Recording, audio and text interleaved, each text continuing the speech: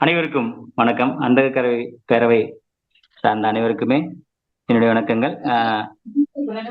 நிகழ்வின் முன்னவர், நடுவர், முதன்மையானவர் பெரியதுரை சார் அவர்களுக்கும் வணக்கம். இந்த கூட்டத்தில் எனக்கு ஒரு வாய்ப்பு கொடுத்த பாண்டியராஜன் சாருக்கும் வணக்கம். இந்த கதையில நான் எனக்கு கல்யாணம், மௌனம், பணம்பழம், கண் தெரியாதவனும் கடவுளின் மனையும் இந்த கதைகளை நான் தவிர்த்துறேன். மொத்தம் 10 கதைகள் பெரியதுரை சார் வெளியிட்டிருக்கிறாரு. அந்த 10 கதைகள், இந்த 4 கதைகள்ல நான் குறிப்பெடுப்பதற்கு ஒன்றும் எனக்கு கிடைக்கவில்லை, கிட்டவில்லை, அல்லது என் அறிவிற்கேற்றிய விட அது ஒன்றும் இல்லை. அதனால நான் எனக்கு ரொம்ப இந்த கதைகளை ரொம்ப மனது நெருக்கமான கதையா நான் நினைக்கிறது நிழல் படம். அப்ப மற்ற கதைகளை நம்ம ஒன்னொன்னா பார்க்கலாம். இப்ப அவள் எப்படி இருந்தாள் அப்படின்னு முதல் கதை வந்தது. அந்த கதையை படிச்சு பார்த்தோம். தொடக்கத்துல ரொம்ப நல்லாவே போயிட்டு இருந்தது கதை. ஆனா என்னவோ தெரியல, ஒரு குறிப்பிட்ட கட்டத்துக்கு மேல அவர் ஏதோ கடகடன்னு போய் முடிச்சிட்டாரோ அப்படின்னு ஒரு எண்ணம் தோணுச்சு எனக்கு. அதுல அந்த பஸ் பயணத்துல பயணிக்கிற ஒரு நின்னுகிட்டே பயணிக்கணும் தான் எனக்கு ரொம்ப பிடிக்கும் அப்படின்னு சொல்லியிருப்பாரு. ரொம்ப யதார்த்தமான உண்மை அதுதான். அப்ப அப்படிதான் நிறைய பேர் விரும்புவோம் அல்லது விரும்பி இருக்கலாம். ஆனா இது நிறைய பேர் என்ன யோசிப்பாங்க, நிறைய பார்வையற்றவர்கள் என்ன யோசிப்பாங்க, இப்படிலாம் சொல்லலாமா ஒரு பொது வழியில, நம்மளை பற்றி இந்த கதையை படிச்சா பார்வையுள்ளவர்கள் என்ன நினைப்பாங்க அப்படின்லாம் சொல்லுவாங்க. அந்த அந்த அறச்சீற்றம், அந்த ஒரு அறப்பார்வை இருக்கு இல்லையா, அந்த ஒரு ஒழுக்கம் சார்ந்த பார்வை, அறப்பார்வைன்னு சொல்லக்கூடாது, ஒழுக்கம் சார்ந்த நெறி சார்ந்த பார்வை இருக்கு இல்லையா, அதை எப்படி உடைப்பது அப்படின்னு இன்னும் கொஞ்சம் மெனக்கெட்டு இருக்கலாமோ அப்படின்னு எனக்கு தோணுது. அதை இன்னும் உடைச்சிருக்கலாமோ, இன்னும் கொஞ்சம் மனம் கொள்ளும்படியா அதை சொல்லியிருக்கலாமோ அப்படின்னு நினைச்சேன். ஆனா எனக்கு ரொம்ப பிடிச்சிருந்தது. அடுத்து, எதிர்பாலினரை ஈர்க்கும் வகையில் நான் என்னுடைய அறிவை பயன்படுத்தினேன் அப்படின்னு சொல்லியிருந்தார் அந்த அந்த கதையிலே பாத்தீங்கன்னா. அது உண்மைதான். யாருக்கு என்ன இருக்குமோ அதை தான் பயன்படுத்தும். ஒரு பார்வையுள்ளவர் தன்னுடைய ஒப்பனை மூலமாக பயன்படுத்துவார். நாம என்ன பண்ணுவோம்னா நம்முடைய கற்பனைகள் மூலமாக பயன்படுத்துவோம். அது உண்மையிலே அதே மாதிரி எதிர்பாலின ஈர்ப்பு இல்லாமல் எந்த கதைகளும் எந்த நிகழ்வுகளும் எங்கும் சாத்தியமில்லை. அதுவும் உண்மைதான். அதனால இந்த எதிர்பாலினரை பற்றிய சித்திரம் வருவதோ இல்ல எதிர்பாலினரை பற்றி அவர்கள் பின்னால் நாம் தொடர்வதெல்லாம் இதுல இதுல என்ன இருக்கு, இதையே சொல்லிட்டு இருந்தா எப்படி, அப்படி சொல்றதுக்கெல்லாம் அர்த்தம் இல்லை. அப்படி இல்லாமல் எந்த மனிதரிடமும் எந்த ஒரு கதையும் இருக்க போவதில்லை, நிச்சயமாகவே இருக்காது. ஒருவேளை அவர் எதிர்பாலினரிடம் உறவு கொள்ளாமல் இருந்தால் கூட அவர்களை பற்றி ஏதோ ஒரு மனச்சித்திரம் அவரிடம் இருந்து கொண்டுதான் இருக்கும். ஏன்னா எதிர்பாலினரை தவிர்க்க முடியாது. அது பார்வை உள்ளவர்கள் கதை எழுதினாலும் சரி, பார்வையற்றவர்கள் கதை எழுதினாலும் சரி, அதே போல பெண்கள் கதை எழுதினாலும் சரி. அப்புறம் இன்னொரு விஷயம் அந்த கதையில நான் பார்த்தேன், டபுள் ரீடு குரல் அப்படின்னு ஒன்று சொல்லியிருப்பாரு. டபுள் ரீடு குரல் நான் யோசிச்சு பார்த்தேன். கொஞ்சம் கரகரன்னு ஒரு மாதிரி இருக்குன்னு வைங்களேன். பொதுவா நம்ம பார்வையற்றவர்கள் என்ன பொதுவா சொல்லிக்கிறோம்னா, நம்ம குரலை வைத்துதான் எங்களுக்கு பிடிக்கும் அப்படிலாம் சொல்லிக்கிட்டு இருக்கோம் பொதுவாவே. உண்மை எனக்கு தெரிந்து நம்ம நல்லா யோசிச்சு பார்த்தா அது அல்ல உண்மை. உண்மையில் பார்வையற்றவர்களுக்கு தன் மீது யார் அக்கறையும் அன்பும் கொண்டிருக்கிறார்களோ அவர்கள் எப்படிப்பட்ட குரலாக இருந்தாலும் அவர்களுக்கு பிடிக்கும். அதான் உண்மை. நான் பார்த்தவர்கள், நான் யோசிச்ச வரைக்கும் மேபி அதாவது இருக்கலாம். அவர்களுடைய குரல் கட்டை குரலாக ரொம்ப மோசமான குரலாக இருந்தாலும் கூட நமக்கு மனதுக்கு பிடித்து விட்டால் அதிலிருந்து ஒரு சங்கீதத்தை நாம் தேடிக்கொண்டுதான் இருப்போம். அவர்கள் சிரிக்கும் போதோ, சினுங்கும் போதோ, அல்லது ஓரிரு வார்த்தைகள் உச்சரிக்கும் போதோ, அதிலும் குறிப்பாக இந்த எக்ஸ் எஸ் அதெல்லாம் உச்சரிக்கும் போது வருகிற ஒரு சின்ன அழுத்தம், ஒரு திருத்தம், அதிலெல்லாம் நான் மயங்கி சொக்கி அதை நாம் பெரிய விதயமாக பேசிக்கொள்வோம். உண்மையில் மேலோட்டமாக கேட்பவர்களுக்கு அந்த குரல் பிடிக்காமல் கூட இருக்கலாம். டபுள் ரீடு வாய்ஸ் அல்லது ரொம்ப கட்டை குரலா இருக்குது அப்படிலாம் சொல்லலாம். ஆனா உண்மையில் நம்மிடம் யார் அக்கறையாக இருக்கிறார்களோ அவர்களுக்கு குரல் எவ்வளவு மோசமானதாக இருந்தாலும் நமக்கு, இது பார்வையற்றவர்களுக்கு இல்லை, பொதுவான மனித குணமே அன்புக்கு இயங்குவதும் அன்பினால் ஆளப்படுவதை பெருமிதமாக நினைப்பதும் மட்டும்தான். அதை அப்படி பேசும்போது எல்லா விதமான ஒழுக்க நெறிகள், எல்லா விதமான நெறிமுறைகள் எல்லாவற்றையும் நாம் தவிர்த்துக்கொள்ள ரெடியாக இருப்போம், தயாரா தான் இருப்போம். அதனால அந்த விடயம் எனக்கு ரொம்ப பிடித்திருந்தது. காதல் சூத்திரத்துல நான் அதையும் கணக்குல எடுத்துக்கிட்டேன். அப்புறம் செண்பகவல்லியோட அந்த கதையை முடித்திருக்கலாமோ அப்படின்னு எனக்கு தோணுச்சு. ஏன்னா நல்ல ஒரு இடம் வந்தது. காதலுக்கு கண்ணிலையும் தான் எல்லாருமே பேசிக்கிறாங்க. ஆனா என்னை போன்ற கண்ணெதிரி அவனுக்கு தான் தெரியும் காதலுக்கு கண்ணு இருக்கு அப்படிங்கிறது. அப்படின்னு அங்கேயே நிறுத்திருக்கலாமோ அப்படின்னு தோணுச்சு. இன்னும் கூட செண்பகவல்லியுடைய இவருடைய 2 பேருடைய அந்த காதலை மிக சரியாக சொல்லியிருக்கணும், துல்லியமா நிறைய விவரிப்புகளோடு சொல்லியிருக்கலாமோ அப்படின்னு தோணுது. அதுக்கப்புறம் அந்த இன்னொரு அம்மாவோட பழகுற அந்த அந்த இது முடிவுல அந்த அம்மா என்ன சொல்லுவாங்கன்னா, உன்னை நான் போய் கல்யாணம் பண்ணிக்க முடியுமா, என்ன உன்னால் வர்ணிக்க முடியுமா அப்படின்னு கேட்பாங்க. அந்த இடத்துல 2 பேருக்கு மாதிரியான உரையாடல் வரும். மாறி மாறி உரையாடுவாங்க. அதை தவிர்த்திருக்கலாமோ தோணுச்சு. ஏன்னா ஒரு அதிர்ச்சி தான் அங்க வரும். இவ்வளவு நாள் நம்ம கிட்ட உரையாடின ஒரு பார்வையற்றவன் அப்படிங்கும் போது ஒரு அதிர்ச்சி தான் வரணும். ஜெயமோகன் எழுதுவாரு, விழியின்மைதான் பெண்களை மிகவும் பயமுறுத்துகிறது அப்படின்னு எழுதுவார். உண்மை அதுதான். நீங்கள் ஆண்கள் வந்து வெளியேற்றவர்கள் நெருங்கி பழகிறத விட பெண்கள் வெளியேற்றவர்களிடம் நெருங்கி பழகிறது ரொம்ப யோசிப்பாங்க. அது நீங்க எப்படி பிரிச்சுக்கணும் அப்படின்னு பாத்தீங்கன்னா, பார்வை அற்றவர்கள்லயே பாத்தீங்கன்னா, பார்வையற்றவர்கள் என்று தெரியாதபடி கண்கள் அமைந்திருக்கிறவர்களிடம் கொஞ்சம் நெருங்கி பேசுவாங்க. அது பார்வை உள்ளவர்களா ஆண்களா இருந்தாலும் சரி, பெண்களா இருந்தாலும் சரி. பார்வையற்றவருடைய கண்களை பார்க்கும் போதே ஒரு விகாரமாக தெரிந்தால் அவர்கள் கண்டிப்பாக அவ்வளவு சீக்கிரம் நெருங்கி பழகி விட மாட்டார். இந்த வேறுபாடு எல்லா பார்வையற்றாலும் உணரப்பட்டிருக்க வேண்டும், உணரப்பட்டிருக்கும். அப்படி இருக்கும்போது அவர் வந்து பாக்குறாரு அப்படிங்கும்போது கண்டிப்பா அவங்களுக்கு அதிர்ச்சி தான் வந்திருக்குமே தவிர அடுத்தடுத்த உரையாடல் எப்படி நிகழ்ந்திருக்கும் என்பது எனக்கு தெரியவில்லை. அதை கொஞ்சம் விளக்கி இருக்கலாமோ என்று தோன்றியது. அடுத்ததா மல்லிகா கதையில என்னை மிக மிக மிக மிக கவர்ந்த ஒரு இடம் என்ன அப்படின்னு பாத்தீங்கன்னா காதல் சூத்திரம் தான் அது. ஆனா இது காதல் சூத்திரத்துக்குள்ள வராது என்றாலும் காதல் சூத்திரத்துக்கான ஆரம்பம்னு வச்சுக்கலாம்.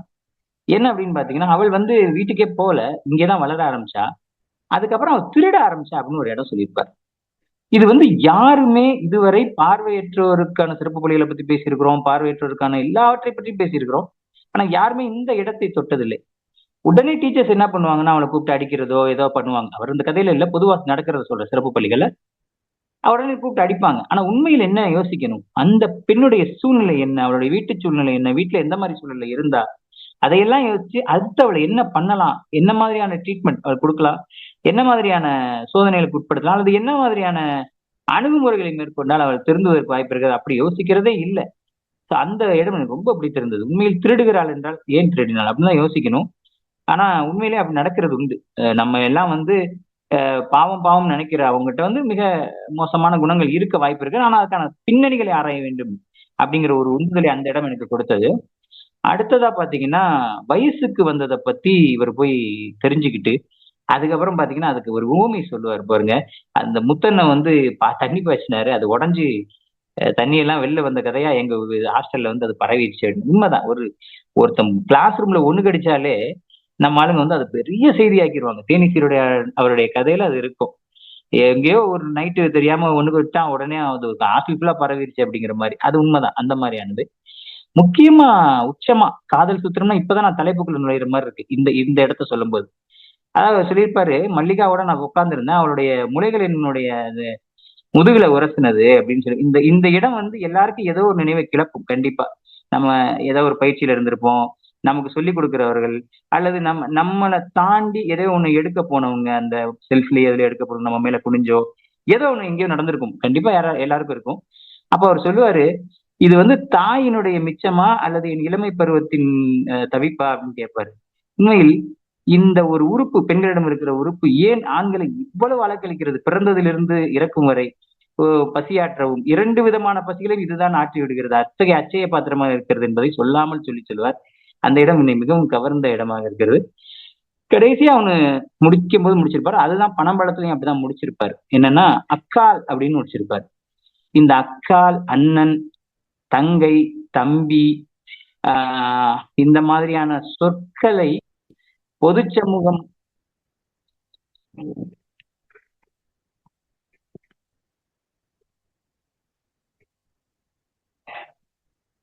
கேக்குறதா சார்? கேக்குதா? பொது சமூகத்தோட நிற்குது. பொது சமூகம் எப்படி எடுத்துக்கொள்ள, பொது புத்தியில் நம்ம எப்படி எடுத்துக்கொள்றோமோ தெரியாது. உண்மையில் பார்வையற்றவருடைய வாழ்வியலா இருக்கட்டும் அல்லது சக மனிதர்கள் யாருடைய வாழ்வியலாக இருந்தாலும் இந்த வார்த்தைக்குள் ஒளிந்திருக்கும் சில நுட்பங்கள், சில சிறகடிப்புகள், சில மௌன குமுறல்கள் எல்லாருக்கும், எல்லா மனிதருக்கும், பெரும்பாலான மனிதர்களுக்கு இது நடந்தே இருக்கும், நடந்து கொண்டிருக்கும். நாம் வேணுமானால் பொது நாகரிகம் கருதியோ பொது சமூகம் கருதியோ நம்முடைய இன்றைய நிலை கருதியோ நாம் அதை மறைத்து வைத்துக் கொள்ளலாமே தவிர பலருக்கும் இப்படி ஒரு அக்கால்கள் இருந்திருப்பார்கள், பலருக்கும் இப்படி பல சகோதரிகளுக்கும் பல அண்ணன்கள் இப்படி இருந்திருப்பார்கள், பல தம்பிகள் இருந்திருப்பார்கள். எத்தனையோ தம்பிகளை சுமந்து தெரிந்த அக்கால்களை நான் பார்த்திருக்கிறேன், எத்தனையோ அக்கால்கள் மடியில் நானும் தூங்கி இருக்கிறேன். அதனால இந்த இடம் ரொம்ப பிடிச்சிருந்தது. அதுக்கப்புறம் பாத்தீங்கன்னா குருவி காத்தான் உடையில வந்து ஒரு ரெண்டே விஷயம் தான் சொல்லணும். ஒண்ணு வந்து அவரே அந்த கதாபாத்திரத்துல சற்று குழம்பிட்டாரோ அப்படின்னு எனக்கு தோணுது. ஒண்ணு வந்து நான் எந்தவித மீறலையும் விரும்புவதாக இல்லை சொன்னா அவரே ஒரு பார்வையற்றவருக்காக வந்து நான் என் உடலை காட்டி கூட அவனை மயக்கலாம் என்று பார்த்தேன், ஆனா அது வேலைக்கு ஆவலை அப்படின்னு சொல்லுவாங்க. இது இந்த ஒரு கன நேரத்தில் எப்படி இந்த ஒரு கதாபாத்திர சிதைவு ஏற்பட்டதுன்னு எனக்கு தெரியல. பட் அந்த இடத்துல அதுல கடைசியில ஒரு நுட்பம், அவரே அதை யோசிச்சார தெரியல, ஆனா எனக்கு பட்டது எப்படின்னா ஒரு பார்வையுள்ளவராக இருந்த போது ஒரு ஒரு வயிற்றுப்பாட்டுக்கே வழி இல்லாத ஒரு பார்வையற்றவர் மீது ஒருத்தருக்கு, ஒரு பெண்ணுக்கு காதல் வந்திருக்கிறது. அவளே ஒரு அறிவுடைய பார்வையுள்ள அறிவுடைய நல்ல மேம்பட்ட பார்வையற்றவராக மாறிவிட்ட பிறகு அவருக்கு அங்கு மனம் செல்லவில்லை. என்ன சொல்கிறது? என்னை போலவே ஒரு அறிஞன் எனக்கு கிடைப்பானா, ஒரு பார்வையற்றவன். பார்வையற்றவனதான் நாடுது. ஆனா அந்த வயிற்றுப்பாட்டுக்கு கஷ்டப்படுகிற ஒரு சாதாரண எளிய பார்வையற்றின் போது அவளுடைய எண்ணம் போகவில்லை. நேரம் எங்க போகுதுன்னா, ஒரு என்னை போன்ற ஒரு அறிஞன் கிடைப்பானா அப்படிங்கிற தேரல்ல முடிகிற மாதிரி இருக்கும் குருவிகாத்தானுடைய அந்த இடம். அதுவும் காதல் சூத்திரமாகத்தான் நான் பார்க்கிறேன்.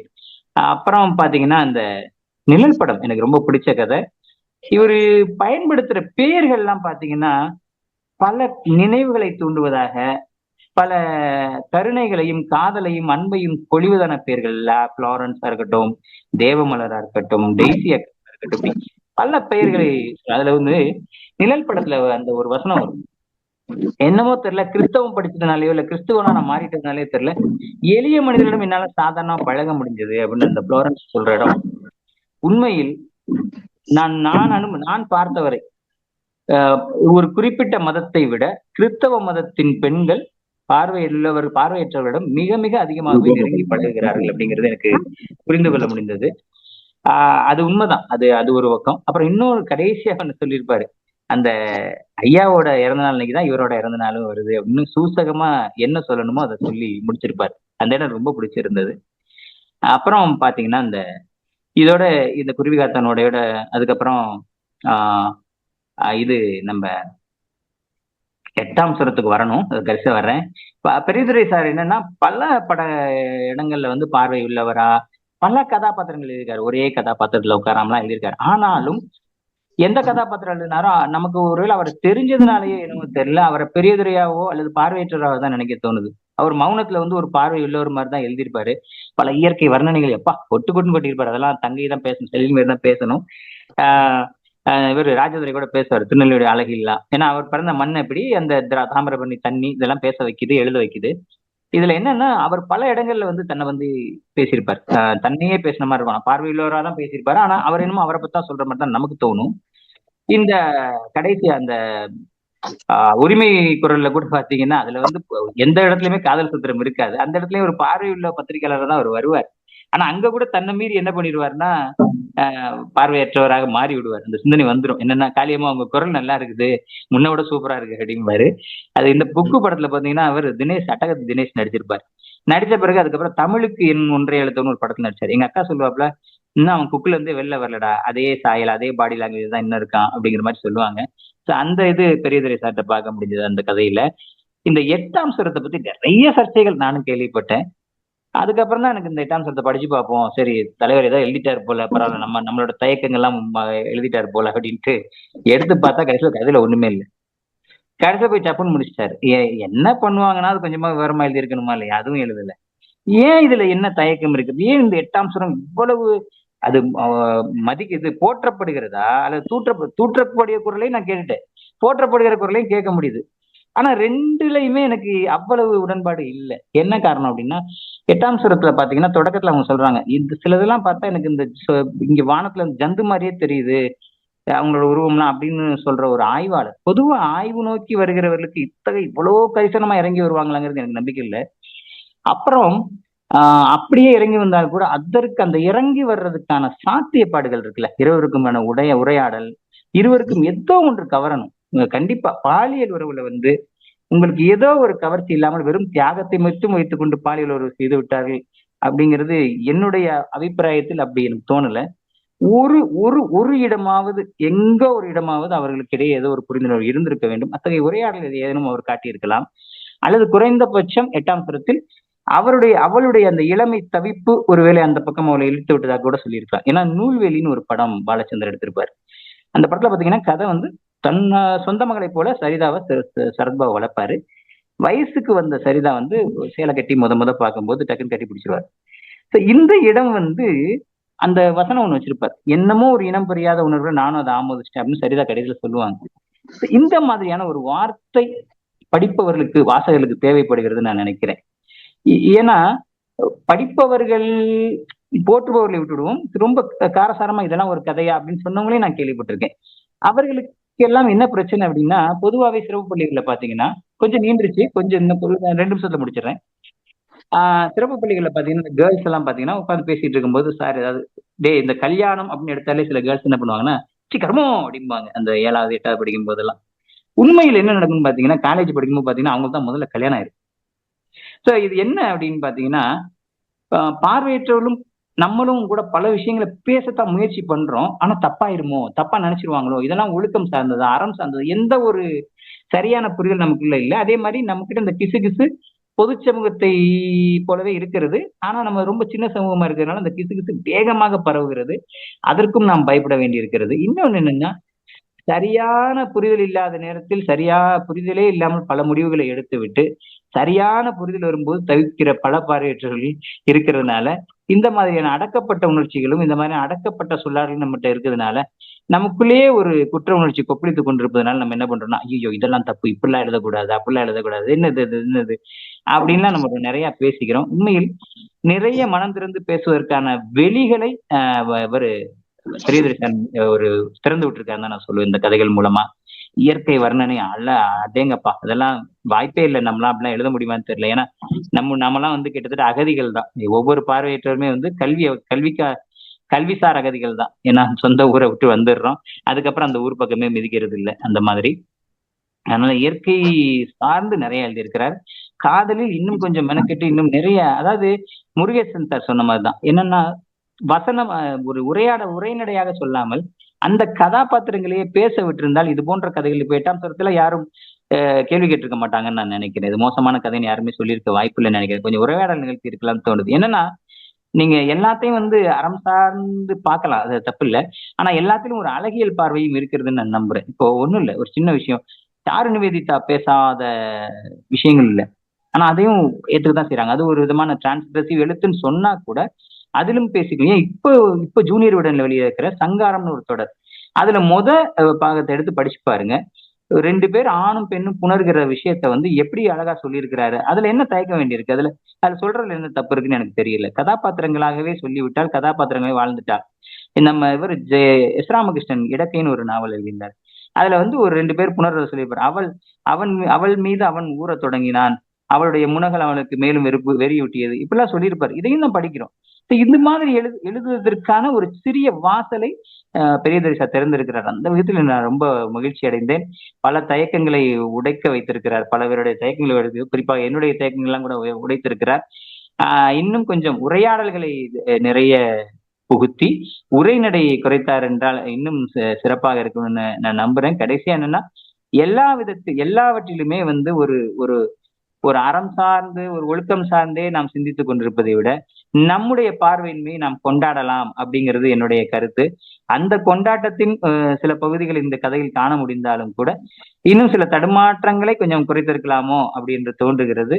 மற்ற வகையில் பல்வேறு விதமான வழிகளை, பல்வேறு விதமான தயக்கங்களை கலைந்து உடைத்தெடுப்பதற்கான ஒரு வழியை திறந்திருக்கிறார் என்ற வகையில் உண்மையிலேயே பெரியதுரை சாரின் காதல் சூத்திரத்தை நான் பாராட்டுகிறேன். இன்னொன்னு என்ன ஒரு சிக்கல்னா, இந்த மாதிரி திறந்து விடும்போது ஒரு பெரிய சிக்கல் அவருக்கு என்ன வரும் அப்படின்னு பாத்தீங்கன்னா, இதெல்லாம் ஒரு சொந்த அனுபவமோ அப்படிங்கிற ஒரு பிரச்சனை வரும். அந்த தயக்கம் தான் பாதி பேருக்கு எழுதுறதா இருந்தாலும் சரி, பேசுறதா இருந்தாலும் சரி. வரதராஜன் சார் சொல்லிட்டு போனவர், இந்த மேடையில வச்சு பேச முடியுமான்னு தெரியல அப்படின்னு சொல்லிட்டு போனதா இருந்தாலும் சரி, எல்லாம் இருக்கலாம். எழுதுவதும் பேசுவதும் என்பதை நம் நிரப்பிக் கொள்வதற்கோ அல்லது நாம் நம்மை வெளிப்படுத்திக் கொள்வதற்கோ, அதாவது எல்லாரும் பேசுறதை ஒருத்தர் பேசிட்டா அவர் எழுத்தாளனும் கிடையாது, அவர் இலக்கியவாதியும் கிடையாது.